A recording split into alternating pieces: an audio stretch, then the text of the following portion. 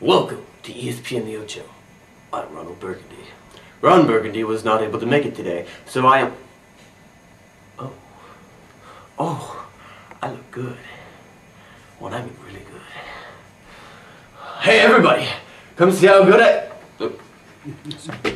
Anyways, Ron just wanted me to pass along this message of why I couldn't make it today. So, quote, "I won't be able to make it, fellas. I'm trying out this new fad called, jogging. I believe it's jogging or yogging. It might be a soft J. I'm not sure, but apparently you just run for extended periods of time. It's supposed to be wild." End quote. Anyways, we have a special guest today. American distance runner Steve Prefontaine, who is still complaining about the size of his legs. Let's go down to the field with Ronnie Burgundy. Ronnie? Thanks, Ronald. It seems Steve is running a bit late. Oh, here he is now. Sorry, I'm late, Ronnie. I was just out on a run. Just glad you're here. We've had so many no-shows. Alright, well, anyways. I hear you've got a party to go to after this? Yeah, I have a party, so let's try to make this quick. And Alright, I won't well, be late. Okay then, well, let's just get this started. Where and when were you born, Steve? And what was it like during your childhood? Well, I was born in Coos Bay, Oregon on January 25th, 1951. Coos Bay, it was a very small town. It was mostly known for its fishing, but even with that, not many people knew about it. Sports were a huge part in Coos Bay, and athletes were just revered, and they just loved, the city just loved athletes.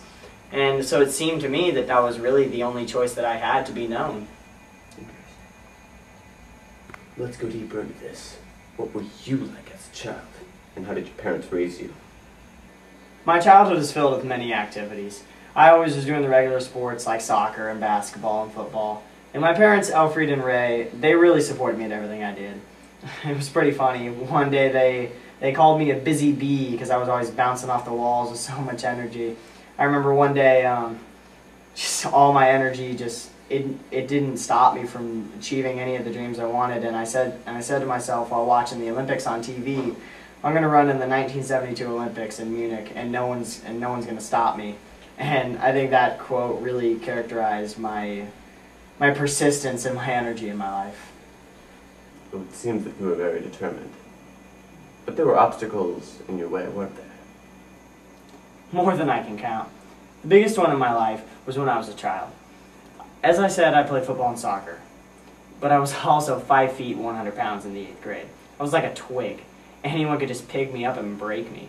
So football never really worked out. And because of the teasing from my peers and the other coaches, I just started running, and I never stopped. It was just so invigorating that whenever I started, I just got that runner's high, and I just couldn't stop. And I think that resiliency really proved my success, that I just never gave up at what I did, and that if it wasn't working out, I would find something better that I was better at. And one example of my resiliency was during the Olympics. Speaking of the Olympics, what were some highlights prior to and during? Well, leading up to the Olympics was almost as exhilarating as the actual thing. It was just doing all the hard workouts and just the months of training before just really proved to me that I could be the fastest in the world. And I really wanted to be the fastest in the world.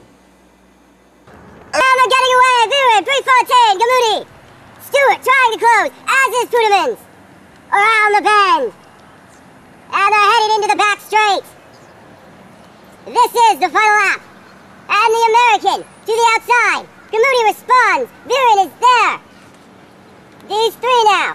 7 meters ahead of Stewart. 200 meters left. Champion Gamoudi leads. Viren moves up inside of Prefontaine. Then an American gathering for a final attack. And here goes Viren for his second gold medal of the games. Final stretch. Viren goes for home. Gamoudi is bankrupt, as is Prefontaine.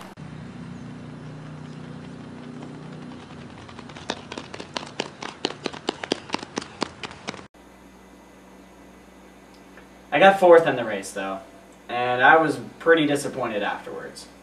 Even though you were disappointed, I mean, you had to feel some sort of accomplishment, right? I mean, you were 21 years old. Yeah, I have thought about that too. And I mean, right after the race, a reporter came up to me and he started talking to me, and I just didn't want anything to do with him. And then he referenced my age like you just did, and it really hit me. And I realized that I was still a great runner and had a lot more to look forward to. And then I realized that I could still go back in 1976 to the Montreal Olympics and frankly kick those guys' butts again. Oh man, I gotta go, Ronnie. I'm late for the party. I'm sorry. I gotta go. Hey, no problem, man. Thanks for Hey, everything. dude, we need to hang out. Just number. Pager. Facebook. I really need to go.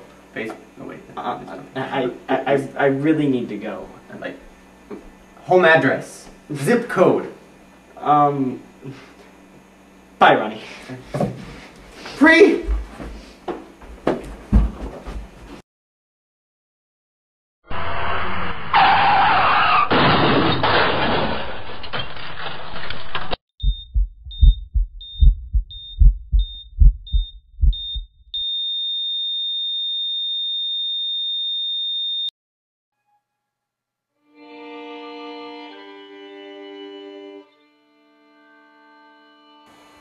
This just in. Last night, May 30th, 1975, Steve Prefontaine died in a car crash after attending a party with some of his friends.